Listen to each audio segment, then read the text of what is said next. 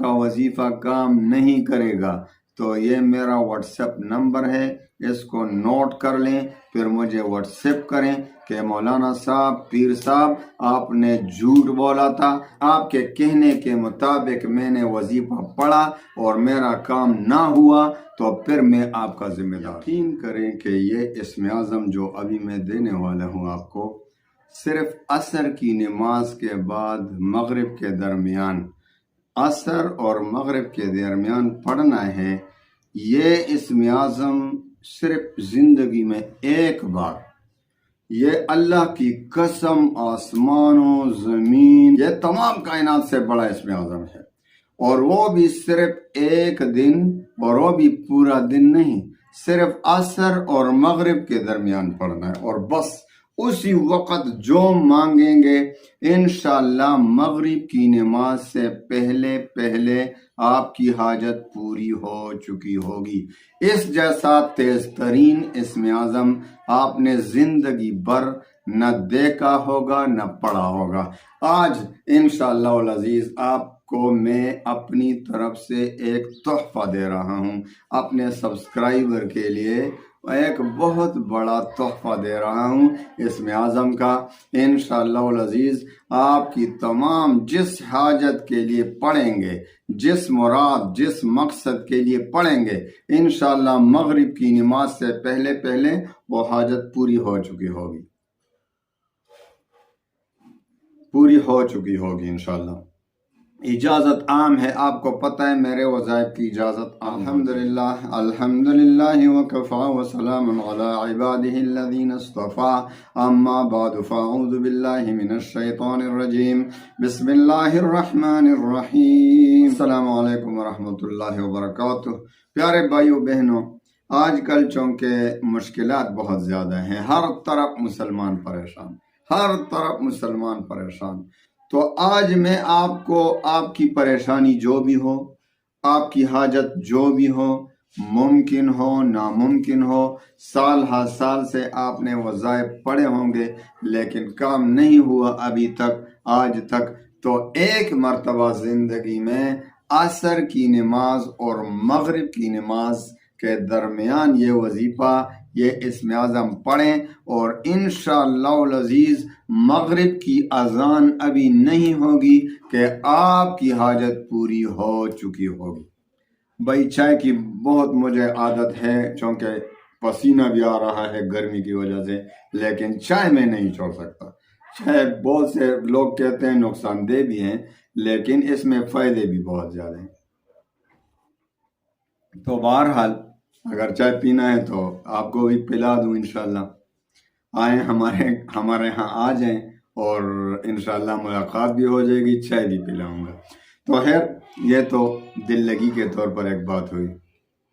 آپ کو ایسا اسم اعظم آج دیتا ہوں کہ انشاءاللہ عصر کی نماز اور مغرب کی نماز کے درمیان پڑھ کر بیڑا پار ہو جائے گا، مغرب کی نماز سے پہلے انشاءاللہ۔ تو آئیے وظیفے کی طرف آتے ہیں۔ آپ کو پتہ ہے میرے وظائف کی اجازت عام ہوتی ہے، ہاں 4 اصول اپنے میں موجود ہوں، 4 اصول جو زندگی کے اصول ہیں۔ نمبر 1، 5 وقت کی نماز۔ یار جو 5 وقت کی نماز نہیں پڑھے گا اس کا وظیفہ کیوں کر قبول ہوگا؟ کیونکہ وہ تو اللہ کو ناراض کر رہا ہے۔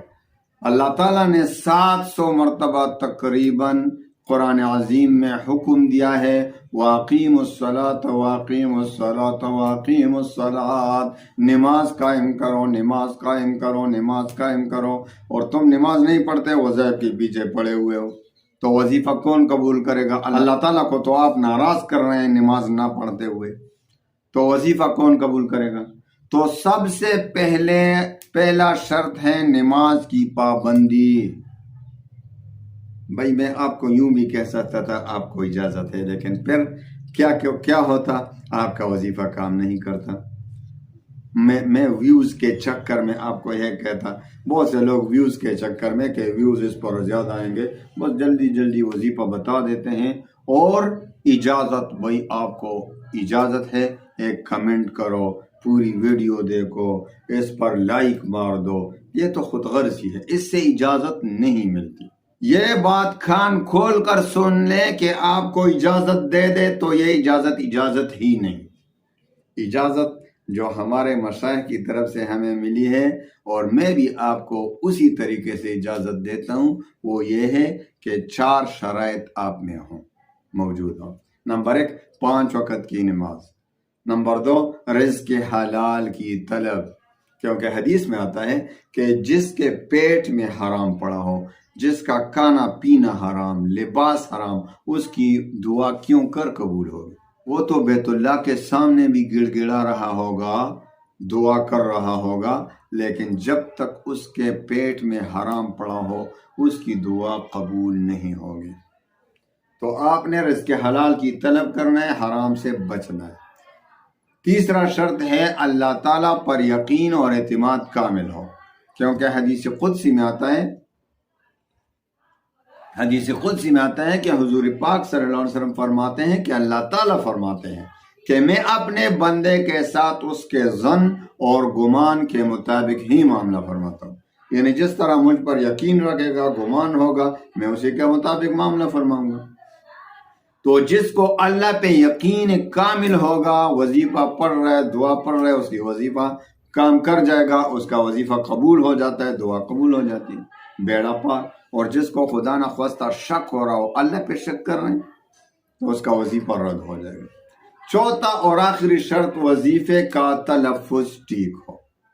جب ان 4 شرائط کی روشنی میں آپ وظیفہ پڑھیں گے اور پھر آپ کا وظیفہ کام نہیں کرے گا تو یہ میرا واٹس ایپ نمبر ہے، اس کو نوٹ کر لیں، پھر مجھے واٹس ایپ کریں کہ مولانا صاحب، پیر صاحب، آپ نے جھوٹ بولا تھا، آپ نے وظیفہ، آپ کے کہنے کے مطابق میں نے وظیفہ پڑھا اور میرا کام نہ ہوا، تو پھر میں آپ کا ذمہ دار ہوں گا، آپ کی ہر سزا کے لیے تیار رہوں گا.